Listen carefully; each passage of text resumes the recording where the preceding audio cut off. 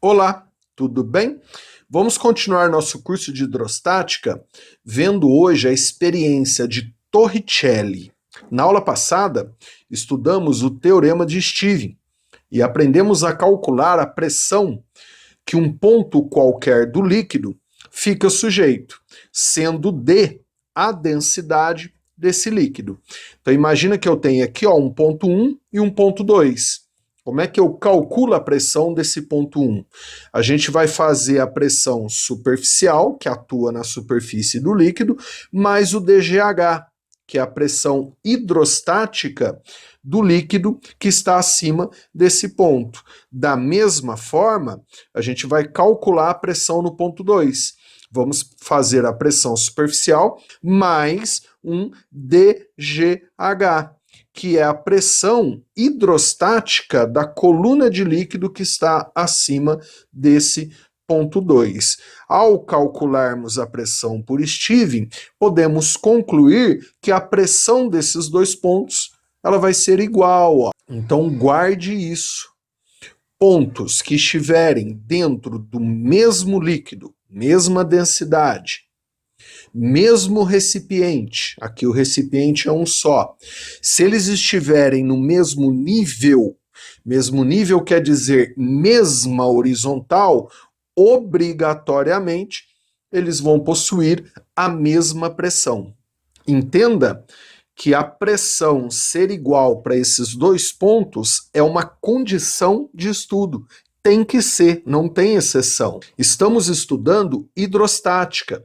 E hidrostática é quando o líquido se encontra em repouso em relação ao recipiente. Vamos pensar assim, e se a pressão não fosse igual por algum motivo? Por exemplo, e se a pressão 1 fosse maior do que a pressão 2? Aí esse líquido não iria ficar em repouso. O que estabelece o movimento, o fluxo de um fluido é a diferença de pressão no mesmo nível. Então, se a pressão 1 fosse maior do que a pressão 2, a gente ia ter um fluxo de fluido, de líquido, de 1 para 2, da maior para menor pressão. Então, se estamos dentro da hidrostática, as pressões dos pontos que se encontram no mesmo nível, dentro do mesmo recipiente e dentro do mesmo fluido, elas não podem ser diferentes. Obrigatoriamente, devem ser iguais. E você pode aplicar isso para qualquer líquido que esteja em repouso em relação ao recipiente. Vamos falar de alguns exemplos, que já são até exercícios. Nesse primeiro, imagine que eu tenho aqui uma lagoa, um lago, aberto para a atmosfera. E esse lago, ele tem uma caverna aqui, tá tudo cheio de água, ou de qualquer outro líquido que você queira. Como é uma lagoa, toda lagoa encontra-se aberta para a atmosfera. Então podemos considerar aqui, como a pressão superficial, que está apertando tudo lá em cima, como pressão atmosférica. Essa região achurada aqui, eu estou imaginando como se fosse rocha, pedra. A água, ou o líquido é o cinza mais escuro. Imagine agora que a gente tem um peixe aqui, ou um mergulhador aqui dentro, Como é que eu calculo a pressão que esse peixe ou esse mergulhador, que eu vou chamar de A, está sujeito aqui dentro dessa caverna? Para calcular essa pressão, é muito mais fácil, de acordo com o exercício, a gente imaginar outro ponto na mesma horizontal, no mesmo nível, lá no meio do lago, que eu vou chamar de ponto B. Se você reparar, o recipiente aqui é um só, o líquido é um só, e esses dois pontos estão dentro desse líquido, dentro desse recipiente no mesmo nível, na mesma horizontal.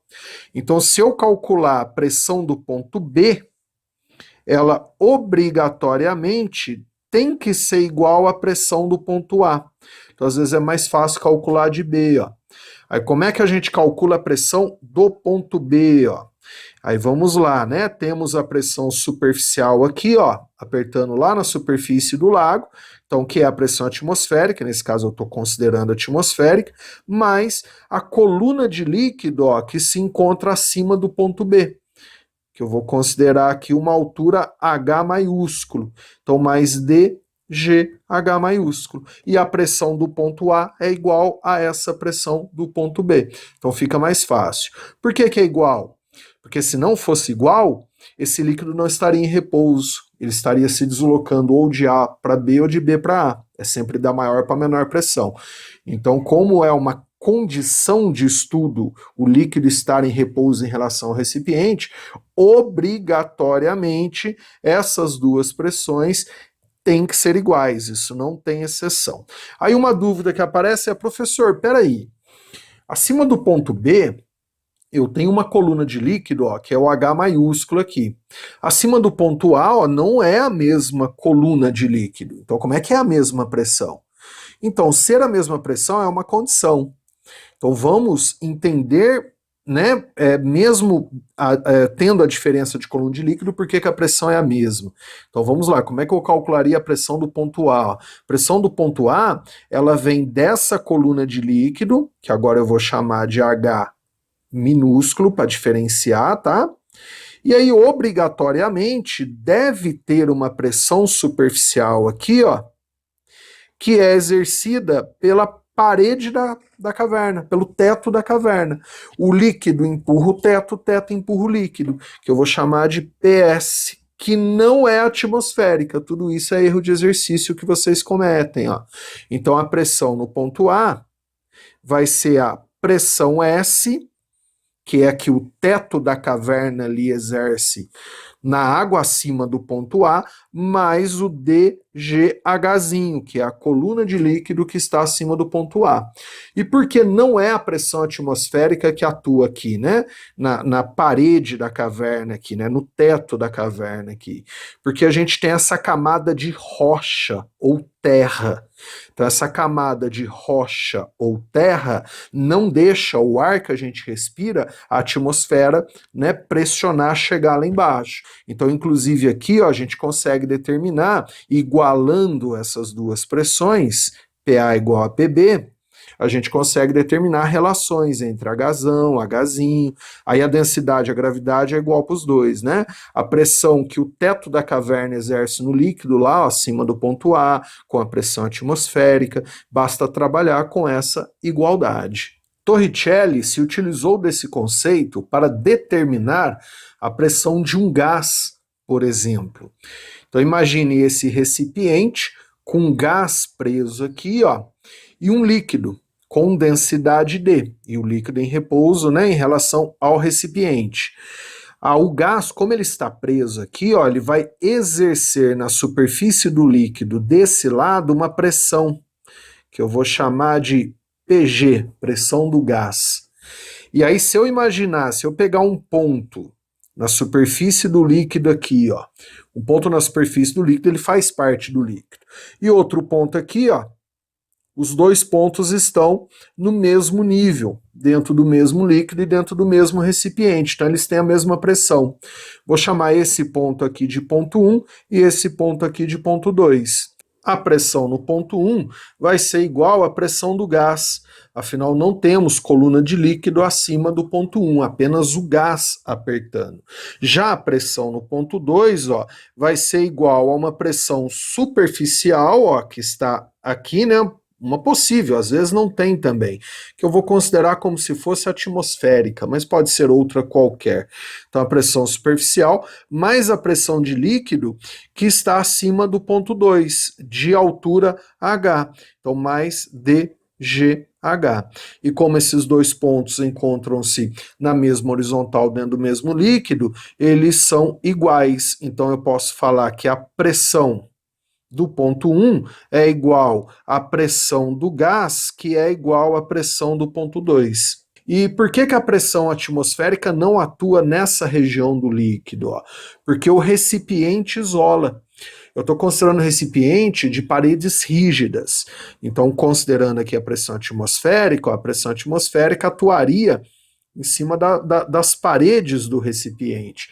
Se forem paredes rígidas, ela não deixa essa pressão ser transferida para o líquido que está dentro do recipiente. Conseguimos aplicar esse conceito até em caixas d'água de residências, por exemplo. Então imagina aqui uma caixa d'água, na verdade ela pode estar cheia com qualquer líquido, não precisa ser, né, necessariamente água, e a tubulação de distribuição. Então a caixa com a tubulação forma o meu recipiente, que é único inclusive. Estou considerando a caixa aberta para a atmosfera. Então a pressão atmosférica vai atuar apenas na superfície livre do líquido, porque é apenas ali que a atmosfera entra em contato direto com o líquido. Imagina um ponto 1 aqui, ó, e um ponto 2 aqui, ó. Aí eu vou demonstrar, tá, para 1, 2, e vou imaginar aqui outro 3 e outro 4. Aí os outros pontos a gente só aplica. Eu vou imaginar já outro aqui, 5, ó. Então, se você olhar, os pontos 1 e 2, eles se encontram na mesma horizontal, dentro do mesmo líquido e do mesmo recipiente. Então, eu posso afirmar sem dúvida nenhuma que a pressão no ponto 2 vai ser igual à pressão no ponto 1. E como é que eu calculo essa pressão? A pressão no ponto 1, que é mais fácil, ó, vai ser atmosférica, que é a superficial lá acima do ponto 1, mais a pressão hidrostática do líquido existente acima do ponto 1. Então vai ficar pressão atmosférica mais dGH, onde H vai ser a altura de coluna de líquido acima desse ponto 1. Já se você pegar o ponto 5, 3 e 4, eles também estão no mesmo nível, ó, na mesma horizontal. Obrigatoriamente, se o líquido estiver em repouso em relação ao recipiente, eles também possuem a mesma pressão, independente do formato do recipiente. Então eu posso afirmar que a pressão lá no ponto 5 é igual à pressão no ponto 3, que é igual à pressão no ponto 4. E como conseguimos calcular esse valor de pressão? Eu vou analisar o ponto 3, que ele está mais fácil. A pressão no ponto 3, que é igual a 5, que é igual a 4, né? A gente vai fazer, ó, a pressão do 2. Aí, por que pressão do 2? O ponto 2, ele está acima do 3. Então, a pressão desse ponto 2, ela vai funcionar como a pressão superficial para o ponto 3. Então vai ficar a pressão do 2 mais a pressão hidrostática do líquido existente entre 2 e 3, que aí eu vou chamar aqui de H', para diferenciar, né, que é a coluna de líquido entre 2 e 3. Então vai ficar mais dGH'. Aqui podemos substituir, ó, pressão atmosférica mais dGH no P2. Então vai ficar, ó, P3 igual pressão atmosférica, que vem lá do P2, mais dGH mais dGH'. Como o dG é comum aos dois, densidade e gravidade, vai ficar dG H' mais H. H' mais H eu vou chamar de Hzão. Ou seja, eu também consigo calcular a pressão nesse ponto 3, utilizando a pressão atmosférica lá em cima, está lá na caixa d'água, lá na superfície livre, mais dG Hzão, onde Hzão é a altura de coluna, a diferença de altura entre o ponto 3, que é onde eu estou calculando, e a superfície livre do líquido. Concluo, nesse caso, para calcular a pressão de qualquer ponto, nós podemos calcular a pressão do ponto considerando o ponto acima como pressão superficial, e aí a gente pega a pressão do ponto que está acima e soma, né, com a pressão hidrostática do líquido entre os dois, ou a gente pode imaginar como se tivesse tudo dentro do mesmo recipiente, como se fosse tudo uma coisa só, cheio de água ou de qualquer líquido de densidade D. Nesse caso, se a gente considerar tudo como se fosse um recipiente só, a gente pode pegar simplesmente a altura do nível que a gente está calculando de pressão em relação à superfície livre do líquido. Imagine agora outro ponto aqui que eu vou chamar de 6 e outro ponto aqui, ó, que eu vou chamar de 7. Esses dois pontos estão na mesma horizontal. Então, obrigatoriamente, eles terão a mesma pressão. E como conseguimos calcular, então, a pressão para esses dois pontos? Eu vou começar com o ponto 7. A gente pode fazer pressão no ponto 7, vai ser igual à pressão no ponto 4, que é o ponto que está acima dele. Então, a pressão aqui nesse ponto 4 vai funcionar como se fosse a superficial do 7, mais dGH. Sendo H agora, ó, essa diferença de nível, essa altura, que equivale ao líquido existente entre os dois. Ou podemos fazer também que P6 é igual a P7, que vai ser igual à pressão atmosférica, que é a pressão lá em cima na superfície livre do líquido, mais dGH, onde esse H passa a ser a diferença de nível, a altura entre o nível de pressão que eu estou calculando, 6, 7, e a superfície livre do líquido. Eu posso imaginar, né, nesse caso, como se fosse tudo uma grande caixa cheia de líquido, como se nem existisse a tubulação. Outro exemplo são os vasos comunicantes com líquidos immiscíveis. Immiscíveis quer dizer que não se misturam. Então aqui eu vou ter um líquido A com densidade dA e um líquido B com densidade dB. E aqui eu estou considerando a pressão superficial, seja atmosférica ou não. Podemos aplicar também a igualdade das pressões. Então imagine, ó, um ponto aqui, que eu vou chamar de ponto 1, e outro ponto, ó, lá do outro lado na mesma horizontal. Se você analisar, o recipiente é o mesmo, né? É uma coisa só. Pergunto, se esses dois pontos estão na mesma horizontal, eles possuem a mesma pressão? Nesse caso, não. Isso é um erro muito comum. Apesar deles estarem na mesma horizontal, eles não estão dentro do mesmo líquido. O ponto 1 está na superfície do líquido A e o ponto 2 está no líquido B. Então, eles obrigatoriamente devem estar dentro do mesmo líquido também para que a pressão seja igual. Então, nesse caso, ó, a pressão do ponto 1 é igual à superficial. Apenas a superficial está atuando, ele está bem na superfície do líquido, né? Então, a gente pode escrever que a pressão no ponto 1 é igual à pressão superficial. Já a pressão no ponto 2 vai ser a superficial, que está lá em cima do líquido B, ó, mais a hidrostática do líquido, que está acima do ponto 2, de altura H aqui, mais dGH. Então, nesse caso, o ponto 1 não tem a mesma pressão que o ponto 2. Já se pegarmos um ponto bem na separação entre A e B, que eu vou chamar de ponto 2, e outro ponto lá no líquido A, no mesmo nível que esse ponto 2 aqui, ó, que daí eu vou chamar de ponto 1, eu posso afirmar que esses dois pontos possuem a mesma pressão. Quando o ponto está bem na divisa entre os dois líquidos, a gente considera que ele está nos dois líquidos ao mesmo tempo. Então eu posso considerar o ponto 2 como se estivesse na superfície do líquido A, sem problema nenhum. Então eu posso considerar que tanto 1 como 2 encontram-se dentro do mesmo líquido, na mesma horizontal, dentro do mesmo recipiente. Então, obrigatoriamente, eu posso afirmar que agora as pressões são iguais. E como conseguimos calcular essas pressões? A pressão aqui no ponto 1, o ponto 1 está dentro do líquido de densidade A.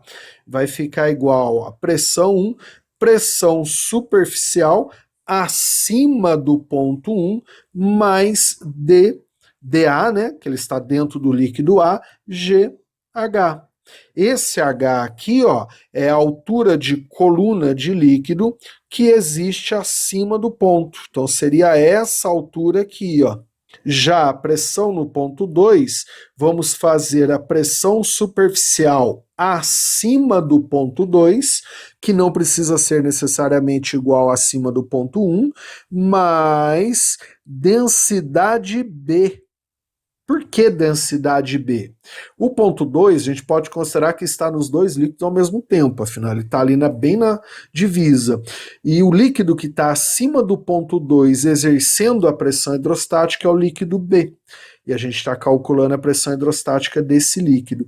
Então, dBGH, vou considerar um H maiúsculo. Sendo esse H maiúsculo, a altura da coluna de líquido que está acima do ponto 2, exercendo pressão hidrostática nesse ponto. Como essas duas pressões são iguais, a gente pode igualar essas duas equações. Aí, considerando essa pressão superficial igual a essa, nem sempre precisa ser. E G igual a G, ó, a gente passa a ter uma relação bem direta, bem rapidinha para facilitar o exercício, que é densidade A vezes Hzinho, ó, densidade A vezes Hzinho, igual a densidade B vezes Hzão, densidade B vezes Hzão. Porém, entenda que essa igualdade, densidade vezes H igual a densidade vezes H, você só pode aplicar nesse caso, principalmente se as duas pressões superficiais forem iguais. Vamos pegar agora esse ponto aqui no fundo, esse aqui no meio e esse outro aqui no fundo. Vou chamá-los de 1, 2 e 3. Como eles estão na mesma horizontal, dentro do mesmo líquido, que é o A, todos estão dentro do líquido A, né, de densidade A, e dentro do mesmo recipiente, sem exceção, eu posso afirmar que a pressão desses três pontos são iguais. E como calculamos cada uma dessas pressões que podemos igualar? Vamos começar com o ponto 1. Tem gente que vai de baixo para cima, eu particularmente vou de cima para baixo. Então, acima do ponto 1, ó, temos o líquido A e a pressão superficial. Aí vou considerar a coluna de líquido aqui, ó, acima do ponto 1 como H1. Né, para diferenciar dos outros pontos. Então, ponto 1, a pressão no ponto 1 vai ser igual à superficial, que está lá em cima do ponto 1, mais dGH1. Nesse caso, a densidade é do líquido A. Afinal, a coluna de líquido que está acima do ponto 1 exercendo essa pressão é o líquido A. Já no ponto 3, teremos líquido A, líquido B e pressão superficial. Então você pode imaginar que a pressão superficial aperta o líquido B, que por sua vez aperta o A, que por sua vez aperta o ponto 3. Então podemos afirmar que a pressão no ponto 3 vai ser a superficial, que está lá em cima do ponto 3, mais a pressão dessa coluna de líquido B, que eu vou considerar aqui, ó, um Hzinho. Então, mais dBGHzinho. E aí ainda tem, ó, líquido A acima do ponto 3. Então, mais a pressão hidrostática dessa coluna, que é dA, G, aí eu vou chamar de H', que seria essa altura aqui. E aí a gente pode igualar essas equações. Agora, e do ponto 2? Ponto 2, a coluna de líquido que está acima é o líquido A e apenas essa altura aqui, ó, que eu vou chamar aqui de H2, só essa altura de coluna, que é a espessura do tubo ali, né? E aí você pode olhar e falar, nossa, professor, mas a altura de coluna né, comparada a 1, 3 é muito diferente, as pressões são iguais. E aí, o que tem aí que está compensando? É a parede do recipiente. Lembra da caverna, né? Lá no começo da aula é o mesmo raciocínio. Esse recipiente, ele tem que ser rígido, né? Com as paredes rígidas. Então é ele que está exercendo uma pressão no líquido aqui, ó, que seria a pressão superficial, que aí eu vou chamar de P. PV. P do vidro é acima do ponto 2. Então, a pressão no ponto 2, ó, vai ser a pressão que o vidro, que o recipiente exerce ali acima do ponto 2, PV, mais densidade A, G, vezes esse H2, que é apenas essa coluna de líquido acima do ponto 2. Outro exemplo é o barômetro de Torricelli, ou barômetro de mercúrio, que mede com uma precisão muito boa a pressão atmosférica, por exemplo, ou de outro gás qualquer.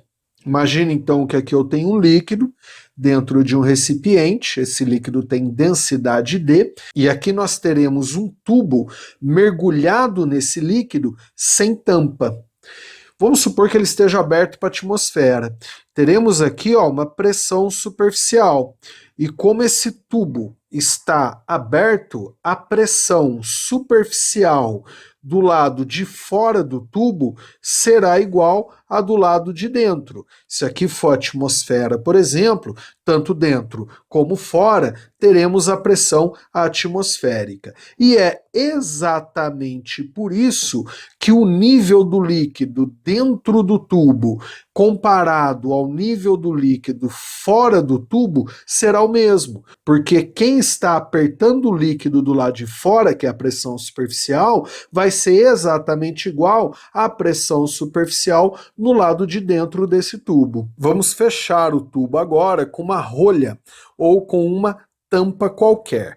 A partir do momento que fechamos esse tubo, não podemos mais garantir que a pressão interna do gás que está preso aqui no tubo seja igual à pressão externa do gás que está do lado de fora.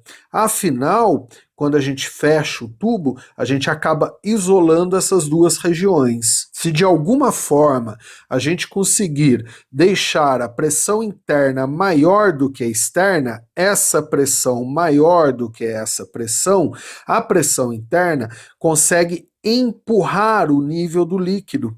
Então aqui dentro ele vai ficar no nível mais baixo, automaticamente empurrando o líquido para fora, aumentando o nível do líquido do lado de fora. Da mesma forma, se conseguimos deixar a pressão externa maior do que a interna, quer dizer, ó, que a pressão aqui vai ficar maior do que aqui. Automaticamente, o nível do líquido vai ficar mais baixo no lado externo, empurrando o líquido para dentro do tubo, aumentando o nível do líquido dentro do tubo. Nesse caso, se criarmos vácuo aqui dentro do tubo, não teremos mais a pressão interna. Consequentemente, o líquido dentro do tubo, ele vai conseguir atingir a sua altura máxima, devido à pressão externa ter empurrado o líquido para dentro desse tubo. Entenda, então, que não é o vácuo que faz esse líquido subir dentro do tubo, mas sim a pressão superficial do lado de fora do líquido que empurra o líquido, fazendo ele subir.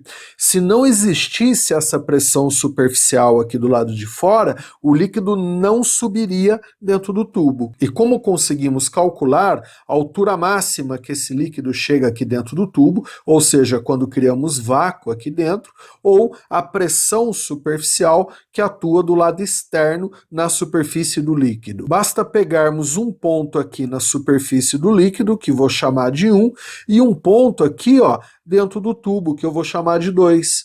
Esses dois pontos estão na mesma horizontal, dentro do mesmo líquido e dentro do mesmo recipiente. Ou seja, podemos afirmar que a pressão no ponto 2 é igual à pressão no ponto 1. Aí, como calculamos a pressão no ponto 2? Como aqui é vácuo, acima do ponto 2 não temos a pressão superficial. Então, a pressão no ponto 2 vai ser apenas a hidrostática do líquido acima do ponto 2, dGH.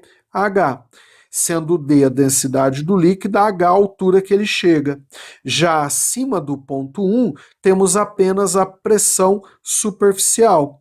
Então, pressão 1 é igual a superficial. Podemos igualar essas duas pressões. Então, se a gente consegue a pressão superficial, se a gente tem essa pressão, a partir, né, do líquido, eu tenho a densidade do líquido também e a gravidade, eu consigo achar a altura que a pressão superficial consegue empurrar esse líquido para mim. Já, se a gente conseguir medir a altura, a gente tem a densidade do líquido e tem gravidade, a gente consegue saber o valor da pressão superficial que está empurrando esse líquido. Se considerarmos a pressão superficial como a pressão atmosférica igual a 1 atm, ou 10 a quinta Pascal, considerarmos também o G igual a 10 metros por segundo ao quadrado e utilizarmos água no recipiente, encontraremos uma altura máxima, ou seja, a altura que a pressão atmosférica consegue empurrar de 1 atm de 10 metros.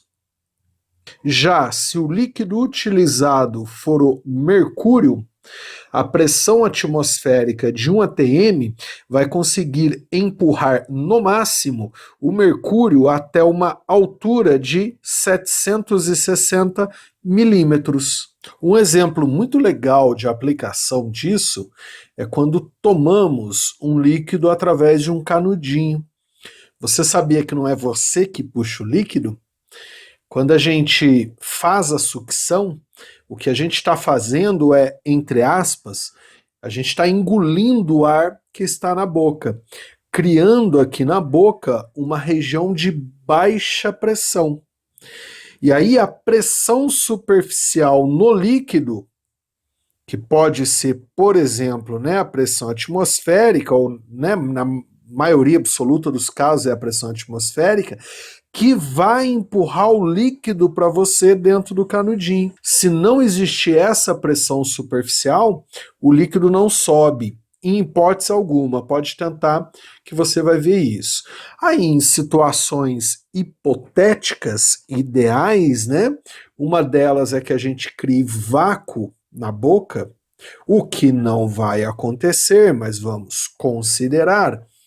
E considerando que a pressão que empurra é atmosférica de 1 atm, você só ia conseguir tomar, né, a água, por exemplo, vou considerar a água também, se o canudinho tivesse um comprimento menor ou igual a 10 metros. Afinal, como vimos anteriormente, a pressão atmosférica de 1 atm só consegue empurrar a água até uma coluna máxima de 10 metros. Como último exemplo, eu vou citar aquelas bombas de água que geralmente pegam água do subsolo e levam essa água até caixas d'água no alto de prédios ou casas. Essas bombas funcionam igualzinho o canudo que você toma líquidos. A única coisa que ela faz é criar na tubulação uma região de baixa pressão. Aí a pressão lá na superfície do líquido, da água, por exemplo, que vai empurrar o líquido pelo tubo para você até chegar na caixa d'água. Ou seja, se não tiver a pressão superficial lá no líquido, o líquido não sobe. A bomba só cria uma região de baixa pressão. Quem empurra é a pressão superficial. Aí, da mesma forma que eu falei anteriormente, considerando água pura, pressão atmosférica de 1 atm, G igual a 10, tudo perfeitinho, e considerando que essa bomba consiga criar um vácuo no tubo, ou uma região de baixíssima pressão, o máximo de desnível entre a água e a caixa d'água é de 10 metros. Afinal, 1 atm de pressão atmosférica consegue empurrar a água para mim até no máximo 10 metros. Aí prédios que têm acima de 10 metros, geralmente se coloca mais de uma bomba. Ou a cada 10 metros, teoricamente, você deveria colocar uma nova caixa e uma nova bomba para jogar a água até a parte mais alta do prédio. Legal? Espero que você tenha curtido essa longa aula. Ela ficou longa por conta dos exemplos, né? Inclusive já são exercícios mais difíceis. E aí eu aconselho a assistir essa aula em 2 etapas. Eu vou deixar isso bem especificado no nosso roteiro. Tudo bem? Um abraço, bons estudos e até as próximas aulas.